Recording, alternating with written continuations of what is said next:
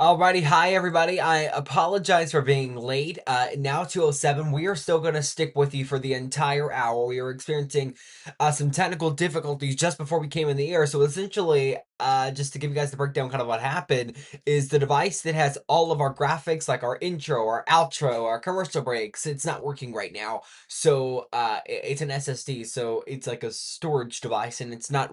Some issues are going on right now. While we were gone, I did order, in fact, a new cord for it, so hopefully that will be back in time for our show on Monday. I'm here though. Okay, so that is what matters. We're still going to bring you the news right now because there is a lot to talk about. We are going to go live right now, in a few moments at least, to the Supreme Court. President Donald Trump speaking earlier at the SCOTUS, um, decided that his use of tariffs was not legal. Plus, Treasury Secretary Scott Bessent there speaking moments ago. We will air a piece of that coming up in just a few moments. That is in Dallas, Texas. Live right here in Brooklyn. It's a little windy. I don't know, a little chilly if you've been outside. So, might need a jacket as you head out the door tonight. Plus, we're going to watch some of this trial if we have time to do so in Winder, Georgia. The same trial that we've been watching now for so long. We'll put up those same points here, what we know about that case there. We will take you there coming up here in just a few moments. So stick with us for all of that. It is good to be with you. I'm Jackson Mitchell. We are going to start with the news that you have likely already heard about. But SCOTUS, the Supreme Court, striking down Trump's use of tariffs.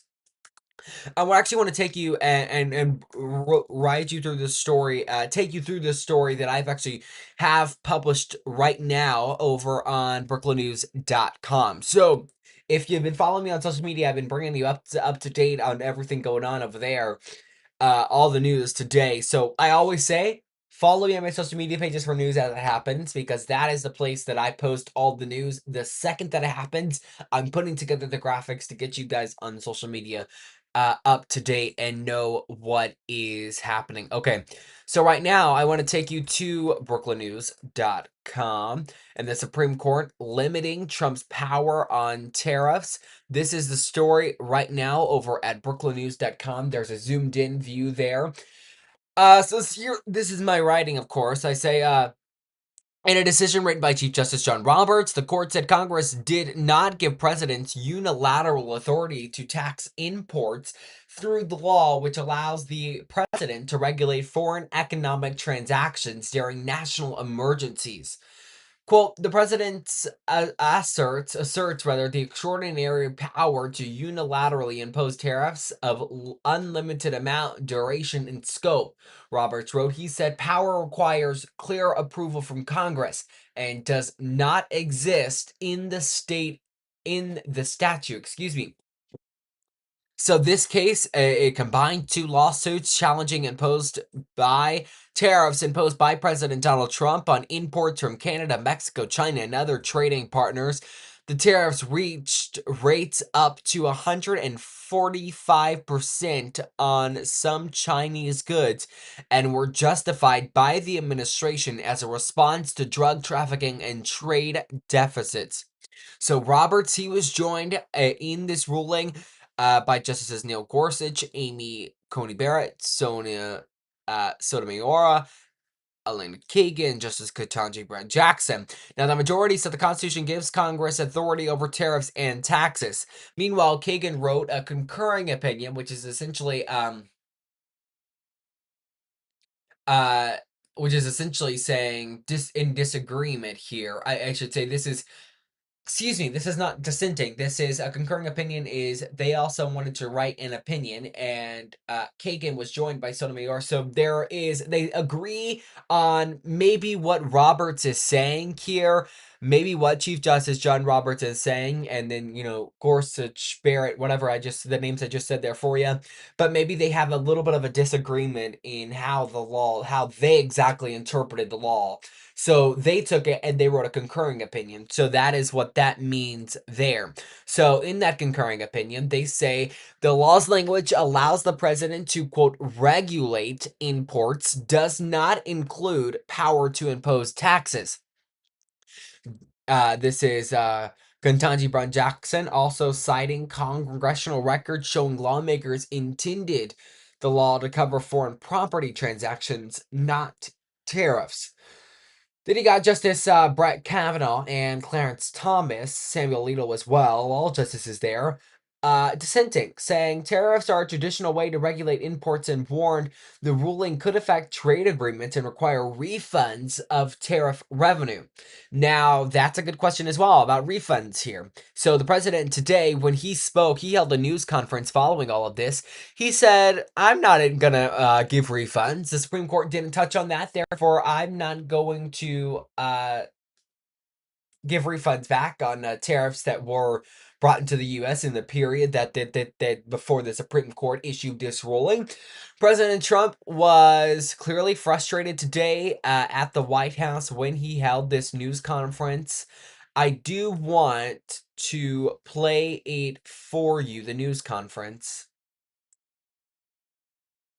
If you guys will hold with me, I'm going to play this news conference. This is President Trump. Earlier today, he was joined by a large number of people within his cabinet, and this is him reacting to it. Of course, he was clearly, as I was noting earlier, quite frustrated at the justices and their decision here. So I want to play just a piece of this. This is moments ago at the White House. President Donald Trump, a number of advisors and leaders there speaking to the press after the SCOTUS decision. We set a record every time. Well, thank you very much for being here. The Supreme Court's ruling on tariffs is deeply disappointing, and I'm ashamed of certain members of the court, absolutely ashamed, for not having the courage to do what's right for our country.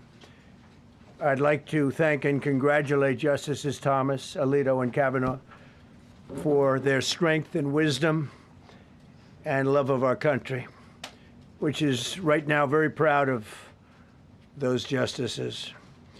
When you read the dissenting opinions, there's no way that anyone can argue against them. There's no way. Foreign countries that have been ripping us off for years are ecstatic. They're so happy. And they're dancing in the streets, but they won't be dancing for long, that I can assure you. The Democrats on the court are thrilled, but they will automatically vote no. They're an automatic no, just like in Congress. They're an automatic no. They're against anything that makes America strong, healthy, and great again. They also are a, frankly, disgrace to our nation, those justices. They're an automatic no matter how good a case you have. It's a no. But you can't knock their loyalty. It's one thing you can do with some of our people. Others think they're being politically correct, which has happened before far too often with certain members of this court, and it's happened so often with this court. What a shame. Having to do with voting in particular, when in fact they're just being fools and lapdogs for the rhinos and the radical left Democrats, and not that this should have anything at all to do with it. They're very unpatriotic and disloyal to our Constitution. It's my opinion that the court has been swayed by foreign interests and a political movement that is far smaller than people would ever think. It's a small movement. I won by millions of votes. We won in a landslide. With all the cheating that went on, there was a lot of it, but we still won in a landslide. Too big to rig. But these people are obnoxious, ignorant, and loud. They're very loud. And I think certain justices are afraid of that. They don't want to do the right thing. They're afraid of it. This was an important case to me, more as a symbol of economic national security, and also, I would say, just for our country itself, so important, because we're doing so well as a country. We've never done so well. The good news is that there are methods, practices, statutes, and authorities, as recognized by the entire court in this terrible decision, and also as recognized by Congress, which they refer to, that are even stronger than the IEEPA tariffs available to me as President of the United States. And in actuality, I was very modest in my ask of other countries and businesses because I wanted to do, and it's very important, I wanted to be very well behaved because I wanted to do anything, I didn't want to do anything that would affect the decision of the court, because I understand the court. I understand how they are very easily swayed. I want to be a good boy.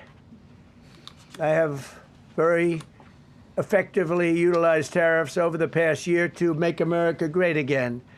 Our stock market has just recently broken 50,000 on the Dow, and simultaneously, and even more amazingly, broken 7,000 on the S&P, two numbers that everybody thought upon our landslide election victory could not be attained. Think of that. Nobody thought it was possible to do it within 4 years, and we did it in 1 year. They said, you'll never be able, you'll go back and you read the geniuses, read their statements, all of the Nobel Prize winners in economics. They said, no, you couldn't do it in 4 years. Well, we didn't do it in 4 years. We did it in 1 year. We broke every record in the book, and we're continuing to do so. Tariffs have likewise been used to end 5 of the 8 wars that I settled. I settled 8 wars, whether you like it or not, including India, Pakistan, big ones, nuclear, could have been nuclear. Prime Minister of Pakistan. Okay, so I am going to, so you clearly see the frustrated president there. What I'm going to do is skip to the point where reporters were able to ask questions. So if you guys will hold with me here, I will get that to you. So please hold with me here and I will, oh, one moment.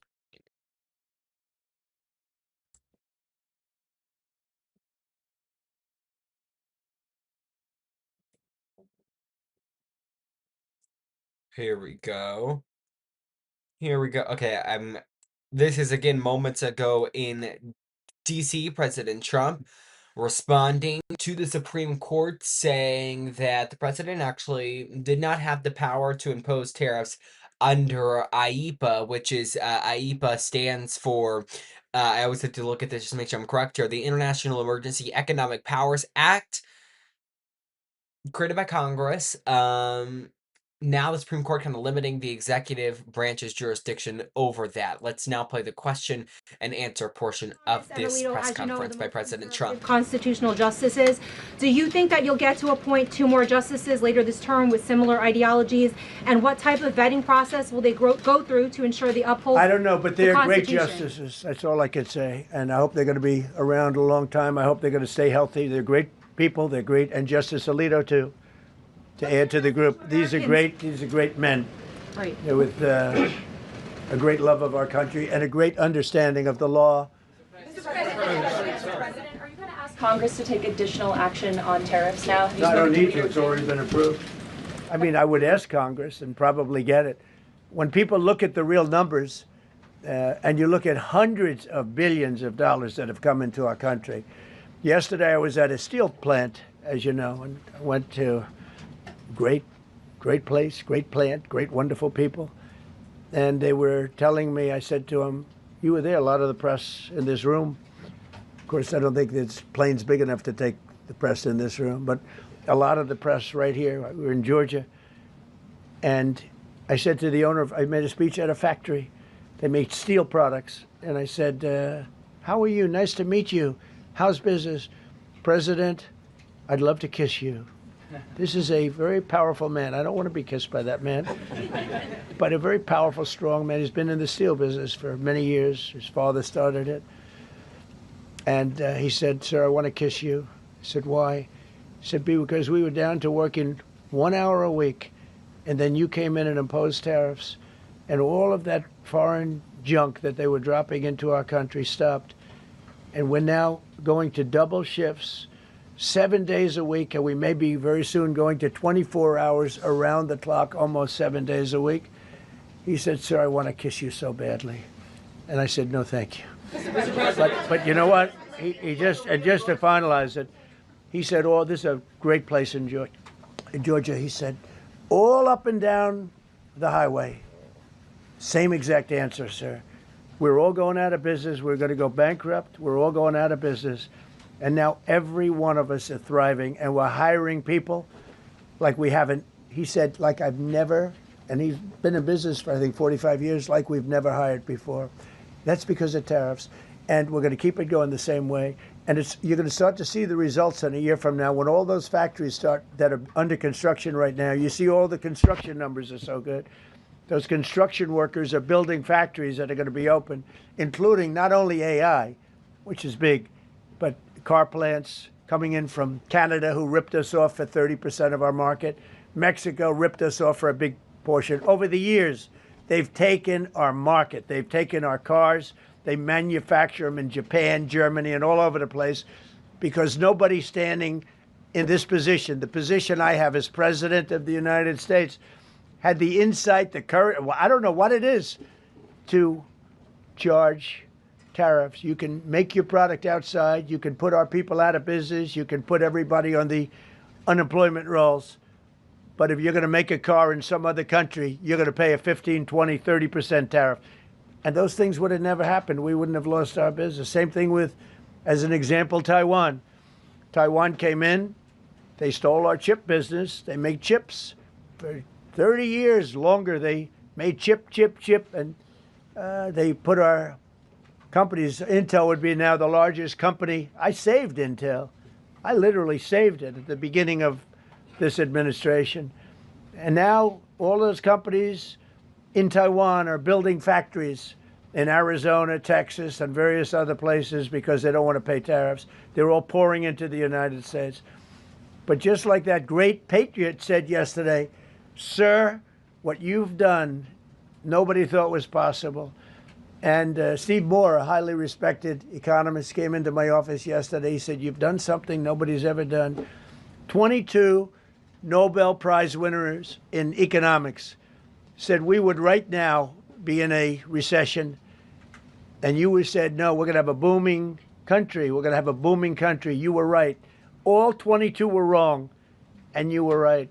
This country is booming, and it's booming because of the election on November 5th, and it's booming for another reason. It's booming because of tariffs. Yeah, please, go ahead. You said ahead of this decision that if the Supreme Court please, ruled... go ahead. Thank you, Mr. President. What will you say to foreign nations who seek to renegotiate their deals? And what did you mean a moment ago when you said that the Supreme Court has been swayed by foreign interests?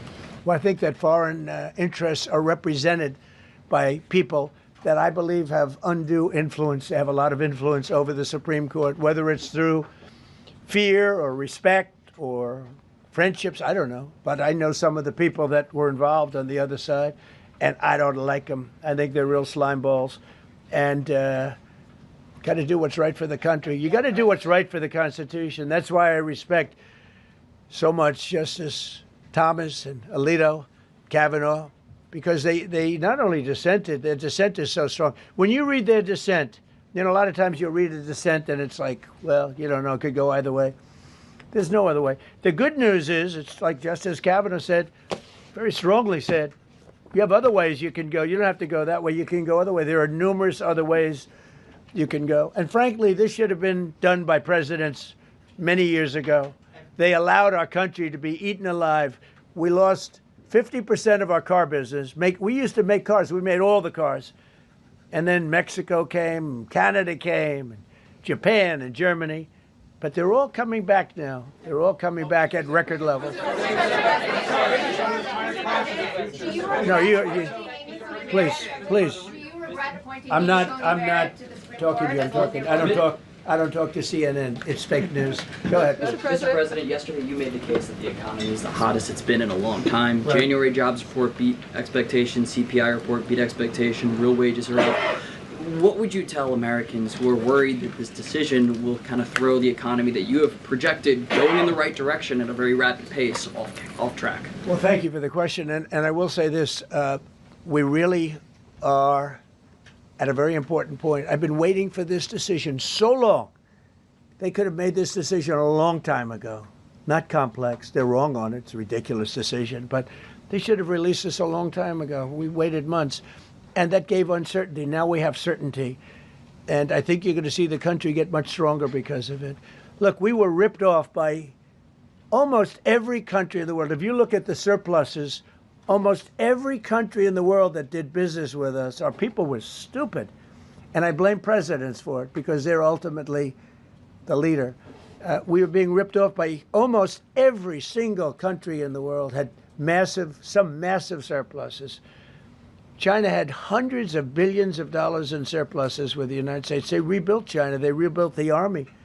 We built China's army by allowing that to happen. I have a great relationship with President Xi, but he respects our country now. Now, what we've done, I charged China a 20% tariff as a penalty for sending fentanyl in.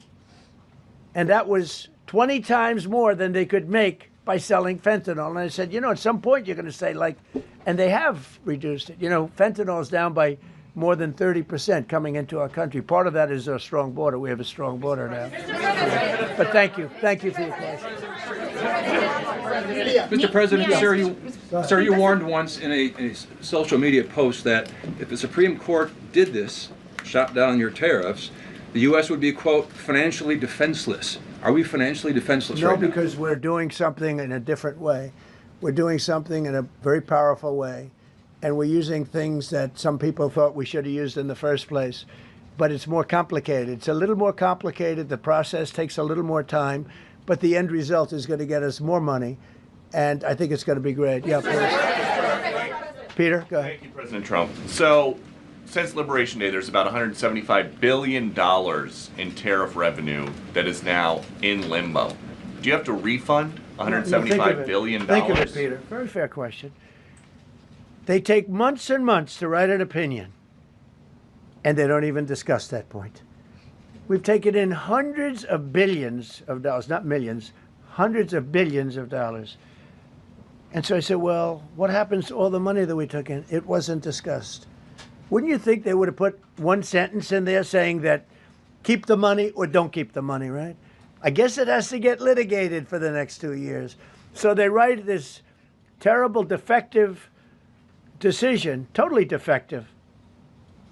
It's almost like not written by smart people. And what they do, they don't even talk about that. Your question is very basic. That was the first question I asked also to make you feel good. They say, what about all the money that we've taken in? Sir, they don't discuss that. How crazy is that? What you're saying is, are you saying that you don't plan to honor refunds for companies that file for them? I just told you the answer, right? I told you the answer. It's not discussed. We'll end up being in court for the next 5 years. Go ahead, Green. Thank you, Mr. President. When you are talking about the relationship with countries that you have sought trade deals with, do you anticipate that they will seek to renegotiate those? What do you say to them? And do you view this as a potential undermining power for your negotiations? We're going straight ahead with 10% straight across the board, which was the absolute right to do. And that's taking place. That's a lot of money coming into our country. And then during that period of about 5 months, we are doing the various investigations necessary to put fair tariffs or tariffs, period, on other countries. So we're doing that period, but we're immediately instituting the 10% provision, which we're allowed to do. And in the end, I think we'll take in more money than we've taken in before. Mr. President, you've used the tariff revenue to pay for a host of federal policies. You've claimed that they will pay for them. What happens to like the farmers. We took care of farmers. The farmers were mistreated by foreign countries very badly, very, very badly. And last week I gave them $12 billion out of tariff money. We intend to, out of tariff money, because just so you understand, we have tariffs. We just have them in a different way. And now they've been confirmed by the Supreme Court of the United States. So there's no longer that question out there about tariffs. And we'll be taking in hundreds of billions of dollars. And countries that have treated us badly will have to pay a price for treating us badly. And countries that have been good to us will be treated very well. We just left the top person in a place called Vietnam, just left my office. Great gentleman, strong and smart. He said, you know, I think this means you're allowed to charge us more tariffs than before. And Canada said to Jameson, I might want to say it, Jameson, but Canada said, I hope you win this decision, because if you don't win, you'll actually be allowed to charge us, with a little additional work, higher tariffs. Jameson, you want to comment on that? Yes, sir. So to the president's point, we have a lot of tools out there. We have Section 122, which will be implemented today. It will be signed today and implemented very shortly. We have Section 301 investigations, which are incredibly legally durable, where we can investigate and address unfair trading practices that have led to our huge trade deficit. And so you can look forward in the coming days and weeks to seeing all of that come out, and we're going to keep continuity in the program. We're going to keep addressing this so that the deficit can keep going down. That's the trend it has, and we can make America great again. No. Several of Republicans in Congress have supported this decision by the Supreme Court, and Hakeem Jeffries, the Democratic leader, has called you a wannabe king. Why wouldn't him a low IQ? But why wouldn't he doesn't even know? And I watched him the other day interview. The guy doesn't even know what a tariff is. But there's been bipartisan criticism No, not bipartisan. of the tariffs. Excuse me. There's several A few Republicans people. have said that. Yeah, But a why few people. wouldn't you just work with Congress to come up with a plan? I don't have to push tariffs. I have through? the right to do tariffs, and I've always had the right to do tariffs, and it's all been approved by Congress. So there's no reason to do it. All we're doing is we're going through a little bit more complicated process. Not complicated very much, but a little more complicated than what we had. We'll be able to take in tariffs, more tariffs. And the Congress people and the Congress, down the Canadian tariffs last week. Yeah, There's yeah, been votes you in the know why? Senate against it. Yeah, because we lost 2 Republicans or 3 Republicans because they're not good Republicans. What you don't say, you don't say that we got 215 votes. You need 218 for something to pass. Yeah, sure we do. We might have lost 3 votes, and we got. And what was the score on the Republican side? 215 to 3, right? But you don't say that. We have great unity.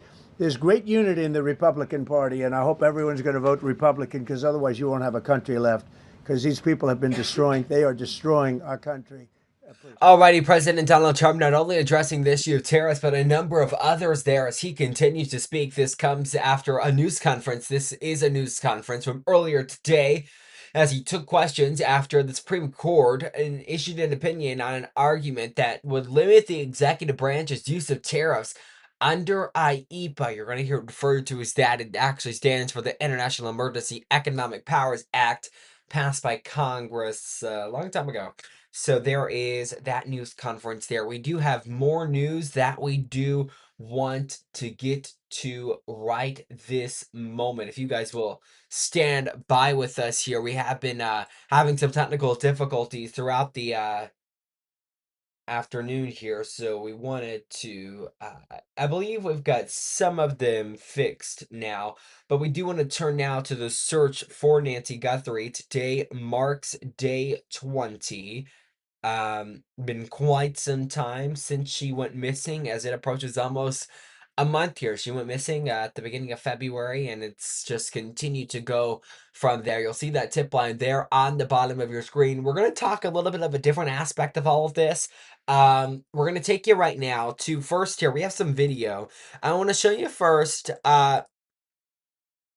people in Mexico. So I don't know. So if you remember, there was this detained person in Rio Rico, Arizona.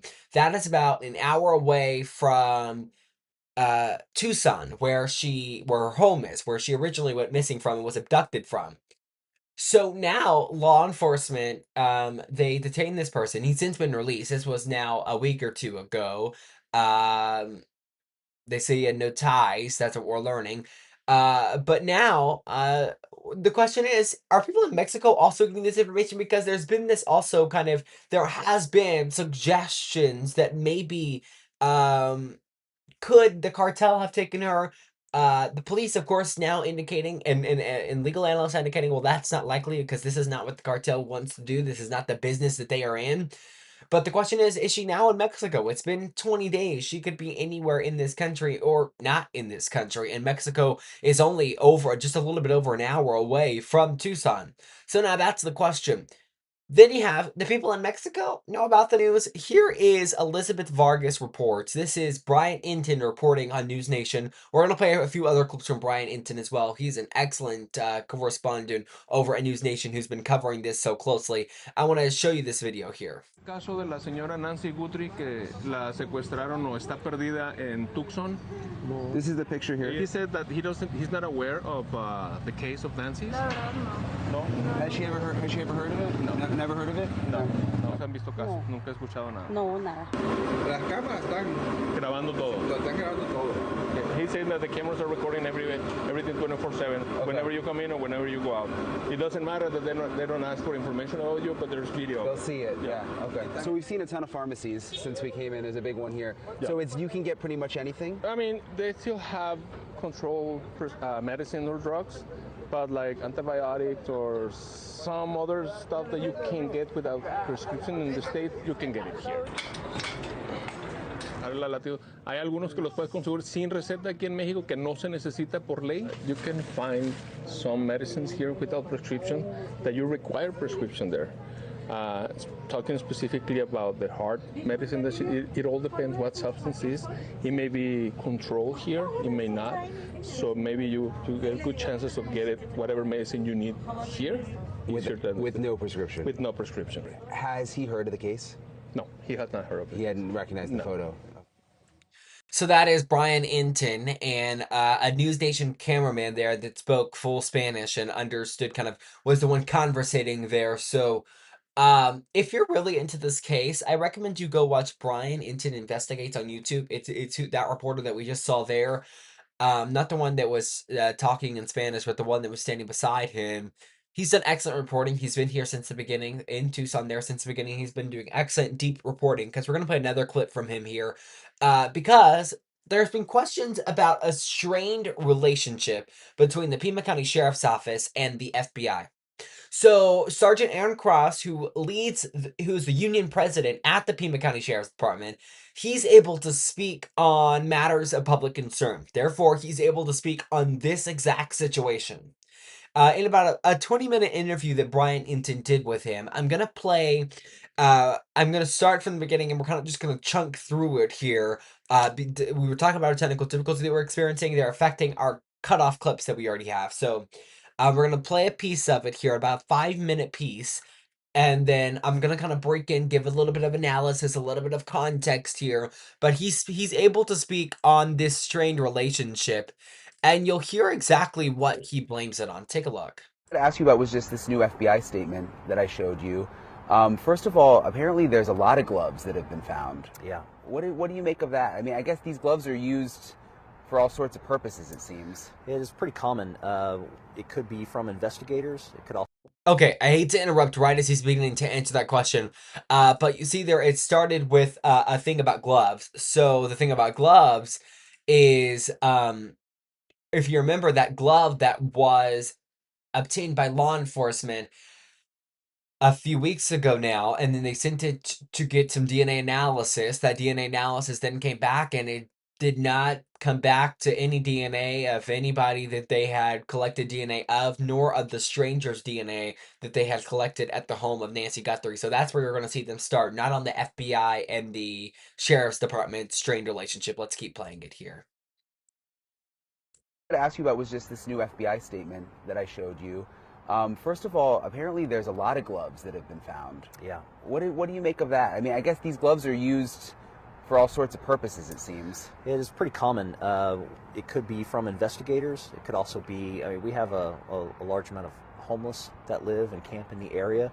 We also have, we've experienced a lot of nighttime car break-ins in this area as well. So I mean, it could be from any one of those things. Hopefully it's related to the Guthrie kidnapping or incident, and they're able to get some DNA out of it, and it breaks the case open. But I understand it was found a couple miles away. Hopefully, as he's driving away, he throws his gloves out the window. Maybe we'll get a lucky break, but there's a lot of possibilities. It just seems like that would be a dumb thing to do, though. I mean, if you're the suspect, yeah, why wouldn't you bury them or hold on to them? Yeah, it seems very unusual. He seemed to be very prepared and very careful, at least on the video that was released, and so it would seem very out of character for what we're able to see. But hopefully we'll get lucky. And you are a sergeant with the Pima County Sheriff's Office and Yes, also sir. the union president. Yes, sir. So you're able to talk to us about some of these issues with the department because you're protected. Correct. By which is why we haven't really been able to talk to anyone else within the... Yeah, I can speak on matters of public concern and have some protections from that. Do you ever get nervous about retaliation? Oh, all the time. I'm sure I'll be drugged in to answer questions about this very interview. Okay. So. What is since you have your pulse, I mean, how many deputies did you say are in your union? So we have a little over 300 out of the about 396 detectives and deputies in the department. So almost everybody. Yes, sir. So what is the feeling right now within the department? I mean, you guys have the eyes of the world on you. Yeah, it's tough. The deputies, they haven't been impacted as much. The detectives, though, they're working, I mean, some of them are working 8 days straight. Some of them have put in 70, 80-hour weeks for the last couple of weeks.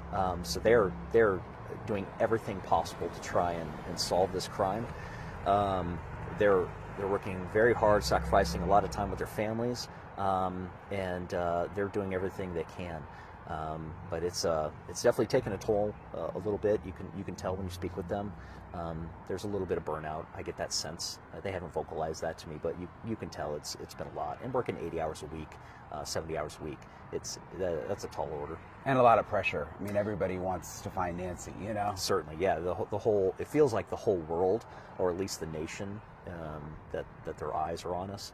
And so there's a lot of pressure internally as well as externally to try and solve this quickly. Alrighty there, I wanted to pause there for just a moment. We're about to get to kind of the juicy part, as I would like to say, as he answers a question on maybe this strained relationship here between the FBI and the Pima County Sheriff's Department, which is what I was teasing there at the beginning. But now you heard a little bit about his background, why he's able to share information, because he is the union president. Also, just some information on how many people are within that union, which is a extremely large part of the department, except about just a little less than 100 deputies. Let's keep playing this. Is it true, and I've just heard this from some people around the sheriff's office, that the homicide team is pretty inexperienced right now? They're pretty new, and that goes for really all the departments. So we have 96 detectives. 45 of them are detective ones, meaning they're pretty new. Inside the unit, I think the person that has the most experience inside that unit has 3 years in homicide, and then some of them are more experienced detectives. They just haven't been in homicide. So there's been a lot of turnover. Another example is that our deputies, we have 195 deputies in patrol. 101 are on probation, meaning they have less than a year.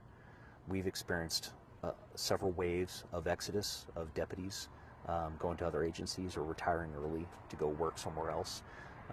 So we're feeling the consequences of that, both on the detective side and in patrol. Yeah, that's kind of alarming when you think about a case this complicated. Very. And we know the sheriff's office is still technically in charge. And you'd think there'd be people with decades of experience. Yes. And if this case happened 10 years ago, we would have a lot more experience to handle it. However, I mean, like I said, we only have 96 detectives compared to something like the FBI. They could bring thousands of investigators that they could pull from across the country. So we're a medium-sized department, and of course there are limitations that come with that. Have there been frustrations on the inside about the way this has been handled? A little bit. They vocalized some of that to me. A lot of it is just some of the decision making from the top makes them look incompetent and a lot of those decisions weren't theirs. And so I agree with one of Sheriff Nanos's versions was that we gave up the scene probably a little too early. And perhaps we could have kept that locked down, maybe with the permission of the family, could have put up crime scene tape after the search warrant was concluded, just with the understanding, hey, we're probably going to have to come back out here. Is it okay if we keep people out? And see if the family would have agreed with that and put up that security to keep people away, just to maintain that crime scene as pristine as possible. What about this relationship with the FBI? Because we've heard from FBI sources that it hasn't been good. You know, I even heard a couple nights ago there was some critical information that wasn't shared with Ebola that they just didn't tell the FBI about. Yeah. And then, you know, this whole issue with the lab. Yeah. It's going to Florida, whereas the FBI is, why isn't some of this stuff going to Quantico? Yeah. Where does that stem from? So my opinion is that this comes from 2016. I think when Sheriff Nanos was investigated, when he was interim sheriff back then, I think that investigation caused a lot of the icy relationship that we see today. He holds grudges, and took that as a shot, and I think that he hasn't forgotten it. And I think that's driving some of the decision making that's going on right now. Do you think the relationship is getting better at all, though? Because when we went out to the search warrant, I guess that was on Friday night. You know, the FBI was there for that. Yeah. It was and it was your SWAT team, but then it was an FBI search warrant, federal search warrant. I mean, do you think they're trying to mend that now, or what's your sense? If there's any efforts to mend the fences between them, it's only because of public pressure for him to do so. But I think that this case, what worries me is I'm worried that this case has become an ego case for him, that this is our chance to one-up the FBI or to show that we're as good as the FBI. And I'm not sure that should be driving the decision-making. We have very capable, hard-working detectives. However, it's like I said before, we're a medium-sized agency. We just simply don't have the manpower, the assets, the funding that something like the FBI could bring to Okay, he goes on. I'll just air this little last piece here. bear. There we go. Okay, bring the bear.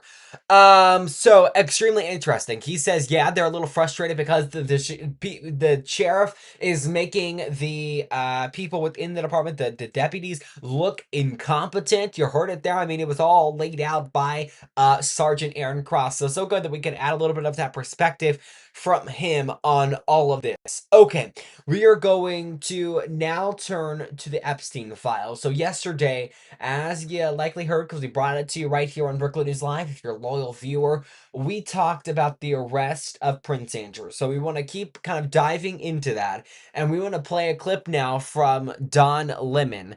This is his live show. And Mark Epstein, who was the brother of Jeffrey Epstein, joins him.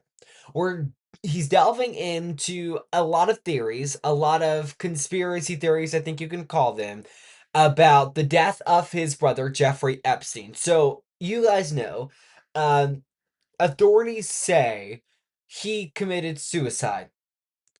There are lots of facts that go against that, but yet, as a news person, we have to follow the details of what officials, what people of power are saying. We follow what they are saying, and then we later fact check. But we do not have any information that nails to the fact that he did not commit suicide. The lots of facts do instigate the claim by authorities that he did commit suicide. I mean, I'm just going to say that, kind of put out a little disclaimer there. I do want to take you right now to that clip, though. This is Mark Epstein, the brother of Jeffrey Epstein, talking a little bit about his brother and how he may have died, kind of making sense of his death. Take a look here. Is Jeffrey's death, which is actually a murder. I know a lot of people don't believe that, but with the release of the files, there's been more information coming out. You know, for instance, you know, the pathologist that actually did the autopsy, Dr. Kristen Roman, she was deposed afterwards, and in her deposition, she stated that she was told not to take DNA evidence, and she was prohibited from going to the crime scene, which is very unusual in this kind of a case. You know, we also found that the FBI destroyed the hard drives, the information on hard drives in the prison, because they swapped them out when they shouldn't have, and they were warned that swapping out the hard drives would lose the information. There's a lot more information coming out, and also there's rumors out that there was a second autopsy. There wasn't a second autopsy. There was only one. The results of which, on the cause of death on the initial death certificate, it said pending further study. So that is the brother of Jeffrey Epstein, Mark Epstein, there speaking. I listened to the full interview over on Don Lemon's show, The Don Lemon Show, and he said that he wasn't going to show his face because he wasn't looking for any type of attention like that. And he was asked if he had a reaction to any of the girls that Jeffrey Epstein is alleged to have, done inappropriate things with, etc. there. And, he says not only does he have no reaction on that, but he had no reaction or nothing to say on the arrest of Prince Andrew, or I should say former Prince Andrew, who was arrested yesterday for lying while in a public office. Is essentially what misconduct in public office is what the authorities there are saying, and they are indicating at this point in time that it does have something to do with the Epstein files.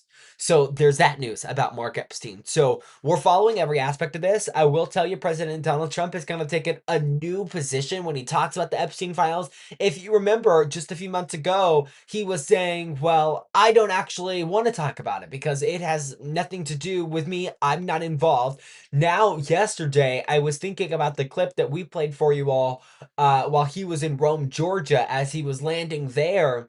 He spoke to reporters. When he spoke to reporters, he said multiple times that he was exonerated. He's not in it. There's nothing to do with Donald Trump in the Epstein files. Essentially, what he was saying, paraphrasing, of course. But I believe he did use the language exonerated and said he could actually speak about it freely because he was not inside the files.